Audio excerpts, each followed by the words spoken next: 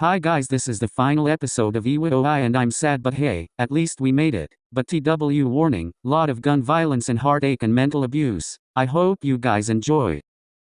Disclaimer, I do not own any of the Haikyuu characters or art said. This is not how I view the Haikyuu characters. This is just for pure entertainment. Warning, language might not be suitable for audience under the age of 13. That's all I have to say onto the video. It was Sugawara. Iwaizumi froze, his chest heaving as the light blinded him. His fingers twitched on the gun's trigger, his mind teetering on the edge. His gaze flickered to OIKAWA, his expression a shattered mix of guilt, love, and despair. Iwaizumi, OIKAWA said softly, his voice trembling but steady enough to cut through the chaos. Please, let this go. Let me go. It doesn't have to end like this. Iwaizumi, let this go, Sugawara said, stepping further into the room, his tone calm but unwavering. The flashlight in his hand wavered slightly, illuminating the devastation on Iwaizumi's face. Put the gun down, you don't want this to go any further. Iwaizumi's grip tightened on the gun, his knuckles turning white. His breathing was ragged, his body trembling as if every muscle was fighting against itself.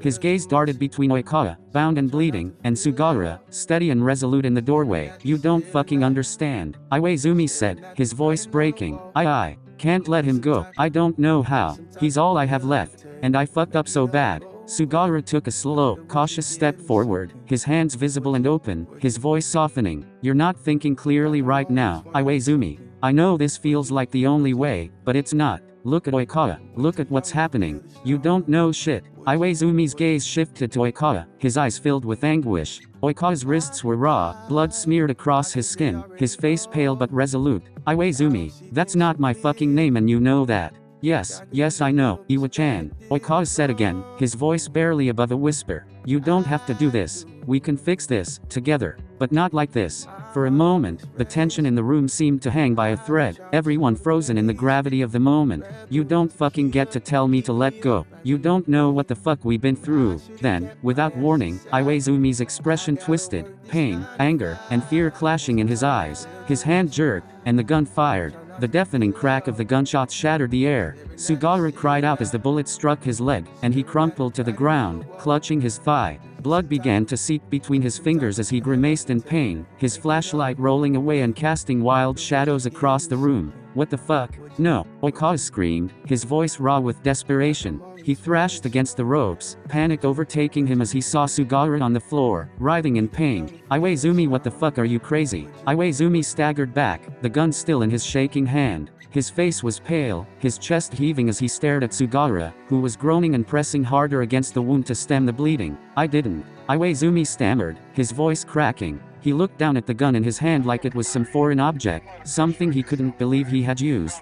I didn't mean, he shouldn't have. Sugawara gritted his teeth, forcing himself to lift his head and meet Iwaizumi's gaze. You fucking shot me, he ground out, his voice strained but steady. Just please stop now, before it gets worse. Don't make this something you can never come back from. But Iwaizumi was unraveling faster now, pacing in frantic, jerky movements. His free hand clutched his head, fingers digging into his scalp as if trying to claw his way out of his own thoughts. I just wanted to make it stop, he muttered, his voice barely audible. I just wanted him to stay. Why does it keep going wrong? OIKAWA, his voice trembling but firm, tears streaming down his face. He tried again. Listen to me. Look at what you're doing, what you've done. This isn't fucking love. This isn't us. You're hurting everyone, including yourself. Iwaizumi's eyes darted back to OIKAWA, his breathing ragged, his hand still gripping the gun. For a moment, it seemed like he might snap again, but the weight of OIKAWA's words, and the sight of Sugawara bleeding on the floor, held him in place. You said we could fix this, Iwaizumi whispered, his voice cracking.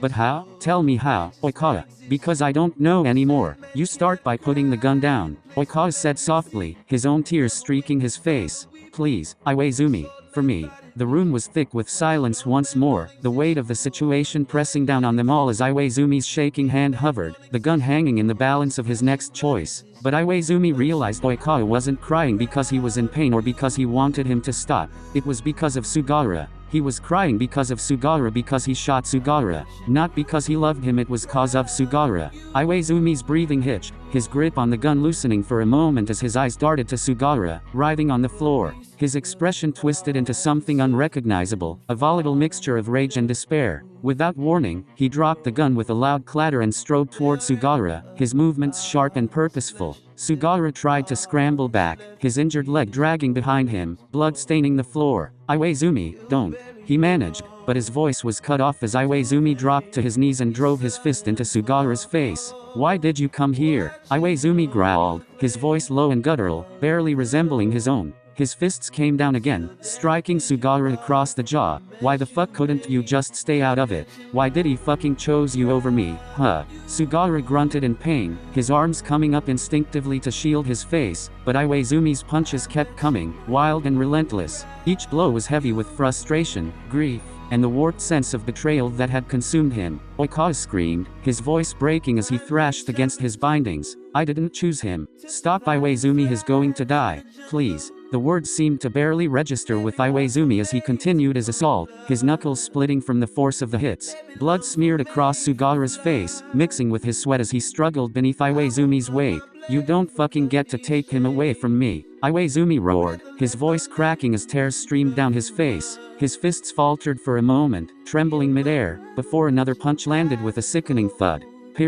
Daichi felt a sharp pang in his head, waking up from his sleep, his mind racing, a sharp jolt of realization hitting him like a cold wave. Daichi felt as if something was terrible wrong with Sugawara. He had the location, Sugawara's location. He had almost forgotten, lost in the chaos of the moment. His heart hammered in his chest as he quickly snapped out of the whirlwind of confusion. He couldn't let it slip. He couldn't afford to lose any more time. His fingers fumbled for his phone in his pocket, hands still shaking from the adrenaline of the situation. The urgency of it all surged through him. He had to find Sugawara, now, before it was too late. Because he knew Iwaizumi was a ticking bomb about to explode. He unlocked the phone with a frantic swipe and opened the app, pulling up the last message Sugawara had sent him. Daichi's eyes skimmed the coordinates, each number burning in his mind as he focused on the faint ping showing Sugawara's location. It wasn't far, just a few miles away, but time felt like it was slipping through his fingers. Every second counted.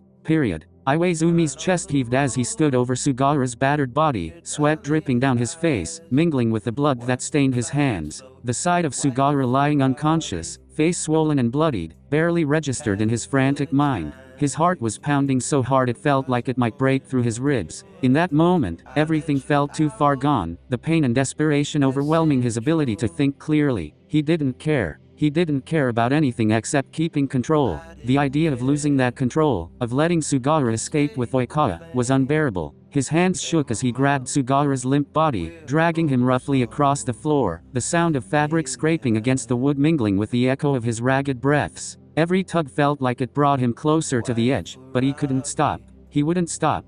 With a grunt, Iwaizumi hauled Sugawara's unconscious form next to Oikawa, his mind barely registering the sight of Oikawa still struggling against his restraints, eyes wide with fear and disbelief.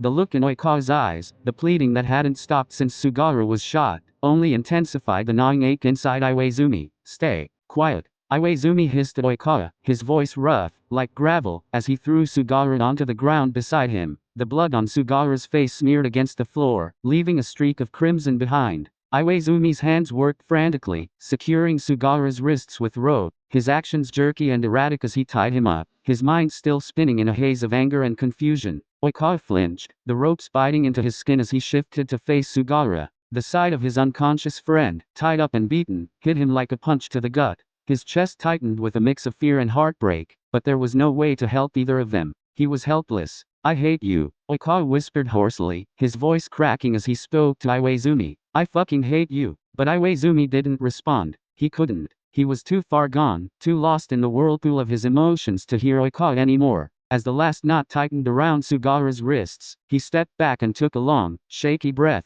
his chest still heaving. Oikawa's desperate eyes never left him. The bond they once shared, the friendship, the love, now felt like a distant memory in the face of the chaos Iwaizumi had created. But still, Oikawa's voice broke through the silence, quiet but unwavering. "I promise you, you won't ever see me again. I promise I'll never be able to love you." But Iwaizumi just turned away, unable to meet his gaze. He walked to the corner of the room, pressing his hands against his face, breathing raggedly as the weight of his actions crashed down on him. The darkness that had clouded his mind seemed to swallow him whole. He was losing himself, and he didn't know how to stop. But most importantly, he lost his best friend, his lover and his partner. Period. Daichi arrived. It looked like an old abandoned house. Daichi, and it was oddly quiet. He moved with careful precision, his steps light but purposeful as he crouched low, staying within the shadows of the room. His heart raced in his chest, every beat louder than the last. His eyes never left Iwaizumi, who was still standing by the corner of the room, facing OIKAWA.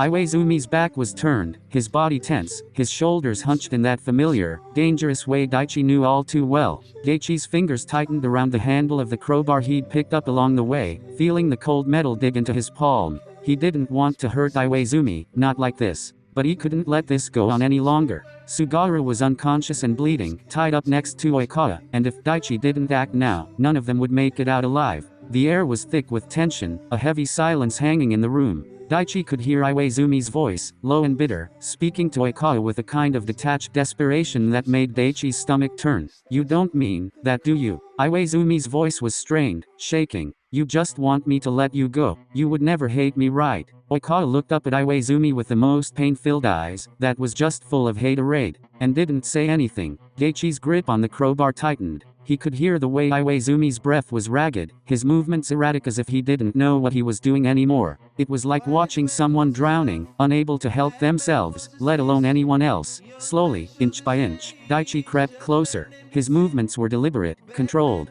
He had to be careful. One wrong move, one sound too loud, and Iwaizumi could snap. But Daichi couldn't stand by and let this continue. Iwaizumi's back was still turned, his attention completely on OIKAWA, his face twisted in anguish. Daichi felt a pang in his chest as he saw the agony in his eyes. He knew this wasn't Iwaizumi. This was something else, something broken, something lost. "Talk to me, damn it," Iwaizumi said again, his voice strained. "Please, just talk to me." Daichi took one last step forward, now within striking distance. His pulse thundered in his ears as he lifted the crowbar, feeling the weight of it in his hands. He knew he had to act fast. There was no time to waste. He couldn't let Iwaizumi spiral further into this madness. Without a second thought, Daichi swung the crowbar, hitting the back of Iwaizumi's legs with enough force to knock him off balance. Iwaizumi yelped in surprise, stumbling forward and nearly falling to the ground. His body jerked in a wild response, spinning to face the source of the attack, his eyes wide with shock and confusion. Then Iwaizumi attacked. The force of Iwaizumi's lunge knocked Daichi off his feet, both of them crashing to the floor with a heavy thud. For a brief moment, the room erupted in chaos. Daichi's body pinned beneath Iwaizumi's as they struggled, hands grasping for control, muscles straining against each other. Iwaizumi's breath was shallow, his eyes wild and filled with rage as he fought to overpower Daichi. "Get off me!" Iwaizumi hissed through clenched teeth, his hands pushing against Daichi's chest, desperation seeping into his voice. His body was shaking, every motion frenzied, as if his mind was fighting against the overwhelming tide of his emotions. Daichi grunted, using every ounce of strength to push back against Iwaizumi's frantic attacks, but he could feel the raw power of his friend's desperation threatening to crush him. "Stop this, Iwaizumu!" Daichi panted, his voice filled with a mix of pleading and authority. "You're only 23, you want to throw your life away." Before he could finish, the sound of something rustling caught his attention from the corner of his eye. He glanced over and saw OIKAWA, his wrists still bound tightly, but his eyes burning with determination. OIKAWA was moving, his fingers swiftly reaching for the blade hidden in Sugawara's pocket.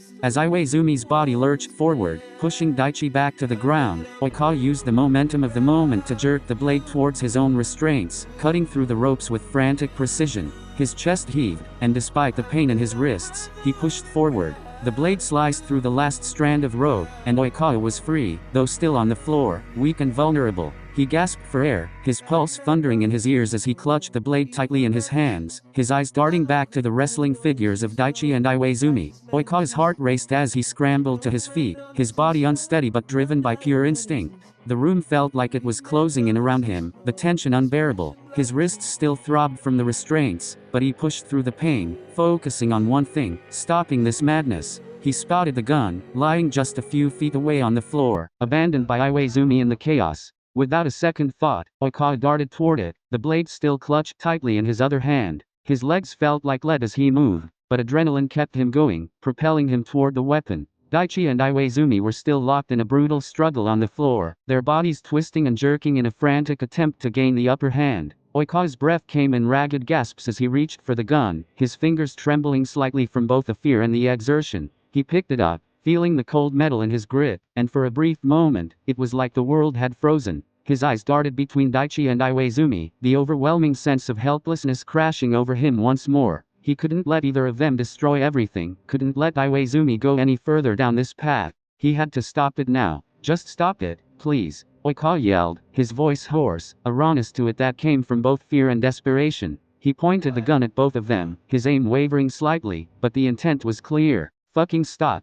Iwaizumi froze for just a second, his body still on top of Daichi's, muscles tense and wild, as if the sudden appearance of the gun had briefly shocked him into clarity. His eyes flicked to Oikawa, and for the first time in what felt like forever, there was a flicker of hesitation. It was as though the gun had finally pierced through the haze of his rage, just enough to make him pause. Daichi, too, stopped struggling. His chest heaved in rapid breaths, and his eyes locked onto Oikawa, his face a mixture of disbelief and relief. He couldn't believe it. Oikawa, the one who had been so vulnerable just moments before, was now the one holding the gun. And despite the tremor in Oikawa's hand, there was something in his eyes, a fierce determination that Daichi knew all too well. Iwaizumi. Oikawa's voice cracked as he spoke again, this time quieter, but no less firm. I don't want to hurt you, but I will if you don't stop this. Please. Iwaizumi's gaze slowly moved from Oikawa to Daichi, his face filled with turmoil. He looked like he was torn, on the edge of breaking but not quite able to make the choice to stop.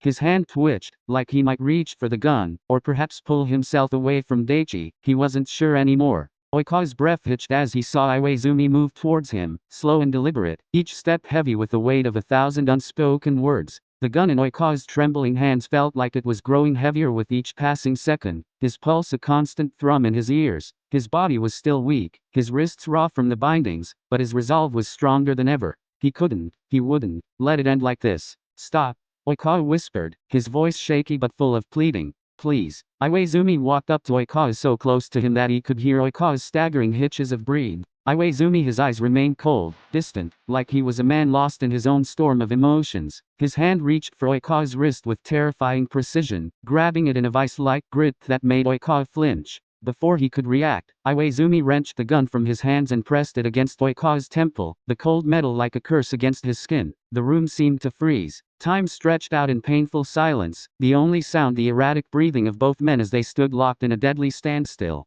Oikawa's mind raced, but all he could focus on was the sharp pressure of the gun, the look in Iwaizumi's eyes. There was no hate there, just a raw, gut-wrenching sorrow that Oikawa knew all too well. Iwaizumi was breaking, unraveling, and Oikawa could do nothing but stand there and beg him to stop. Oikawa's breath hitched as he saw Iwaizumi move towards him, slow and deliberate, each step heavy with the weight of 1,000 unspoken words. The gun in Oikawa's trembling hands felt like it was growing heavier with each passing second, his pulse a constant thrum in his ears. His body was still weak, his wrists raw from the bindings, but his resolve was stronger than ever. He wouldn't, let it end like this. The room seemed to freeze. Time stretched out in painful silence, the only sound the erratic breathing of both men as they stood locked in a deadly standstill. Oikawa's mind raced, but all he could focus on was the sharp pressure of the gun, the look in Iwaizumi's eyes. There was no hate there, just a raw, gut-wrenching sorrow that Oikawa knew all too well. Iwaizumi was breaking, unraveling, and Oikawa could do nothing but stand there and beg him to stop.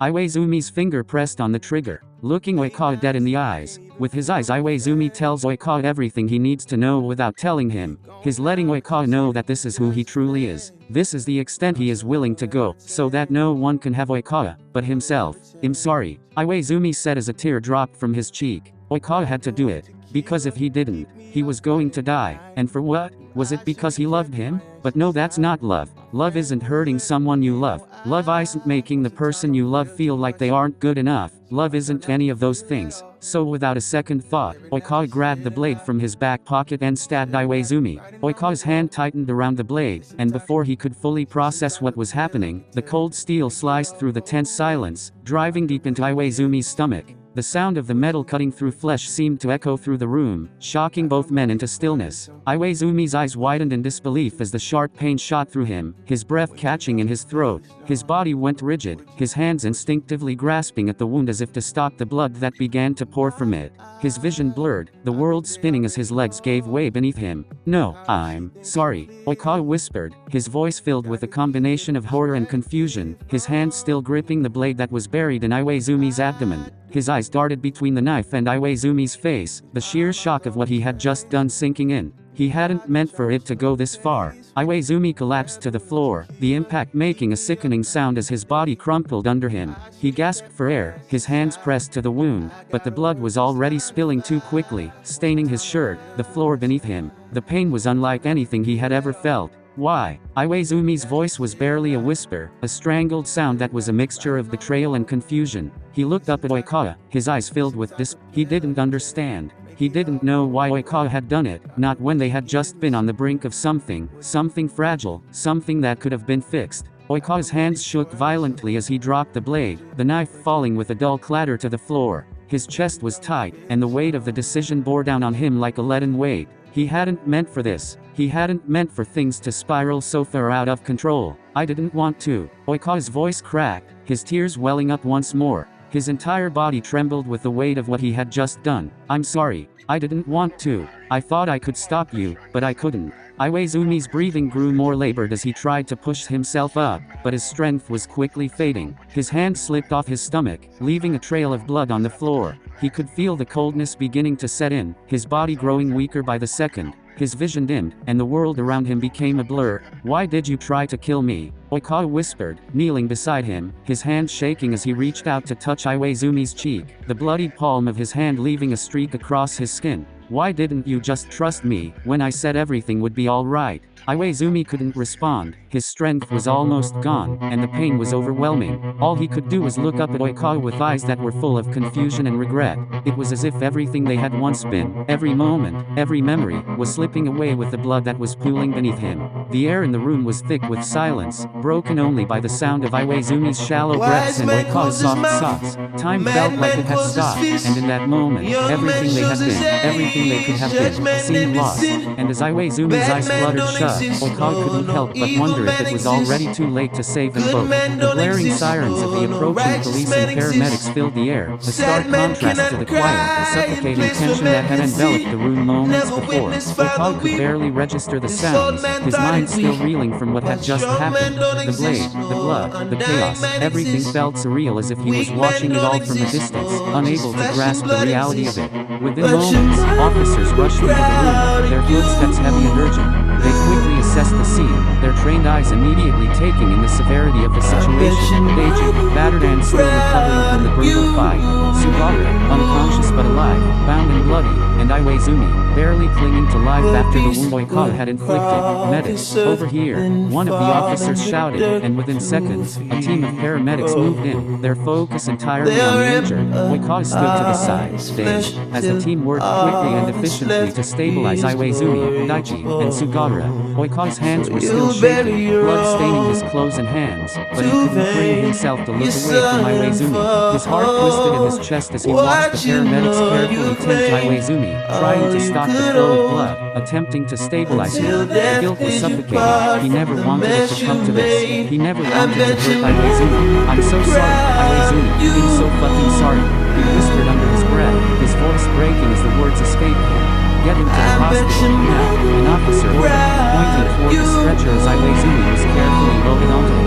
Oikawa was barely aware of the officers ushering him away to a separate ambulance. His mind was still foggy, the events from the last few minutes swirling in his head like a nightmare he couldn't wake from. Period. Iwaizumi was arrested on charges ranging from assault to attempted murder. His arrest came with little resistance, his body too broken, both physically and emotionally. Oikawa's stab wound had been in self-defense, but the very thought of how far they had fallen weighed heavily on everyone involved. For Iwaizumi, the hardest part wasn't the physical pain but the realization of what he had become. His choices had shattered the fragile bonds he once held dear, and now he would face the consequences in court. The road had promised to be long and brutal. Not just important, so the care upon the prosecution was still being lifted. I bet I'm running around you. Rising and falling in the soft light from the lamp cast gentle shadows across his pale face, emphasizing the tired lines etched by the ordeal he'd endured. Daichi sat slumped in the chair beside him, the weight of exhaustion heavy on his shoulders. His arms rested on his knees, and his hands were clasped together as if in prayer. He hadn't slept much, his mind refusing to let go of the images replaying over and over. Blood, screams, betrayal. Sugata stirred faintly, his eyelids fluttering but never fully opening. His face twisted briefly, as though caught in the grip of a nightmare. Daichi leaned forward instinctively, his voice soft and steady. It's okay, Suga, he whispered. You're safe now. The words felt hollow, even to himself.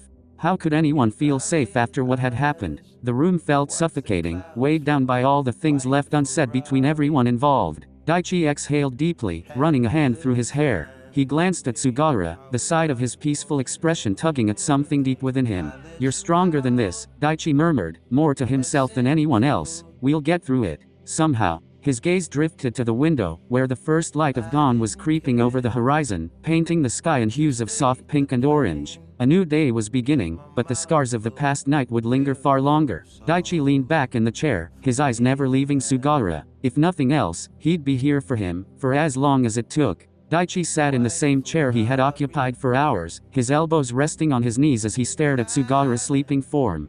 The soft beeping of the heart monitor filled the room, but it wasn't enough to drown out the storm inside his head. He loved Sugawara. He always had. Every fiber of his being ached for him, even now, even after the betrayal. The memory of Sugawara's tear-filled confession cut deeper than any wound he had sustained in the fight that landed them here. But he had remembered what Sugawara had said on the phone today. He fucked OIKAWA. Even now, days later, the words echoed in his mind, relentless and cruel. He clenched his fists, his nails biting into his palms. Why? Why OIKAWA? Why now? The questions had circled endlessly, gnawing at him, but he hadn't asked them. He couldn't. Every time he tried, the love he felt for Sugawara would well up and choke him, silencing the anger that threatened to take over. But how long could he keep doing this? Sugawara stirred, a soft groan escaping his lips as he shifted slightly under the covers. Daichi's eyes softened immediately, his instincts kicking in to check if he was okay. He reached out, brushing a strand of silver hair away from Sugawara's forehead. His touch lingered, gentle and full of yearning. I love you, Daichi murmured, the words falling from his lips before he could stop them. They carried a weight he wasn't sure Sugawara could fully grasp. But I don't know how much more of this I can take. He sat back in the chair, his head falling into his hands. His chest ached with the contradiction of his emotions, love and heartbreak, devotion and despair. He wanted to believe they could rebuild, that Sugawara's regret was real and that they could find a way forward. But the image of OIKAWA, of the two of them together, haunted him. As the first rays of sunlight filtered through the window, Daichi resolved to stay by Sugawara's side for now. He owed him that much. He owed them that much. But deep down, he wondered if he was only prolonging the inevitable. Because love alone might not be enough. Period. OIKAWA lay in his hospital bed, staring at the ceiling. The sterile smell of disinfectant lingered in the air, mingling with the faint hum of the medical machines monitoring his condition. His fractured wrist was in a cast, and the bandages on his forehead itched, but the physical pain was nothing compared to the emotional weight he carried. The door creaked open, and for a moment, OIKAWA thought it might be someone he had once considered close, Sugawara. But the familiar voices that followed belonged to two very different visitors. Hey OIKAWA. Hinata's cheerful voice broke the silence, a stark contrast to the somber atmosphere of the room. Behind him, Kageyama entered with his usual scowl, though his expression softened slightly as his gaze landed on OIKAWA. OIKAWA raised an eyebrow, masking his surprise with a half-smirk. Well, if it isn't my two favorite trolls, what are you doing here? Did someone tell you I died and you came to celebrate? Hinata laughed nervously, scratching the back of his head. Of course not. We heard you were hurt and thought we'd check in. You know, made sure you're still alive and all. Kageyama muttered something under his breath but eventually spoke up. You look terrible, he said bluntly, though there was an underlying concern in his tone. OIKAWA chuckled bitterly, wincing as the movement tugged at his injuries. Thanks, Kageyama. No shit. Hinata dragged a chair closer to the bed and plopped down, his usual energy somewhat subdued. How are you feeling, OIKAWA? Like, really feeling? The question caught OIKAWA off guard. He glanced at Hinata, then at Kageyama, who was leaning against the wall with his arms crossed, avoiding eye contact. For a moment, OIKAWA considered brushing it off with a sarcastic remark, but the sincerity in Hinata's wide, amber eyes made him hesitate. Honestly, OIKAWA finally said, his voice quieter than usual, I feel like crap. Physically, emotionally, mentally, take your pick. The room fell silent for a moment. Hinata fidgeted with the hem of his hoodie, unsure of what to say, while Kageyama shifted uncomfortably. Whatever happened, OIKAWA? Hinata said carefully. I know you're not a bad person. People mess up sometimes, but that doesn't mean it's the end. Right, Kageyama. Kageyama stiffened, clearly unprepared to be dragged into the conversation. He hesitated before nodding. Yet, what he said, you're not completely awful. OIKAWA barked out a laugh, the sound both genuine and tinged with sadness. Wow, first time you've said anything, Ramit. Such glowing praise. Hinata grinned, and even Kageyama's lips twitched upward for a brief moment. Seriously, though, Hinata continued, leaning forward. We just wanted you to know that we're here if you need us, even if it's just to yell at someone or talk. Tell us how you feel. Oikawa's smirk softened into something more genuine. He didn't have the energy to tell them how much their visit meant, how their simple presence had momentarily lifted the crushing weight of his guilt. Instead, he nodded, his voice quiet but steady. I just feel like I'll always love him even as he did me wrong. I'll always wish nothing but the best for him. As they stayed a while longer, the room didn't feel quite as lonely. For the first time in what felt like forever, Oikawa allowed himself to believe that maybe, just maybe, he wasn't entirely alone in this mess. But he knew someone who feel like they're alone and someone he needs to help after he gets his shit together, and that person was Atsumu. I feel my pecker tingling, balls are jingling too. Come on and tell me whether I can link them together with you. I need a hot slip mommy to slip my salami into.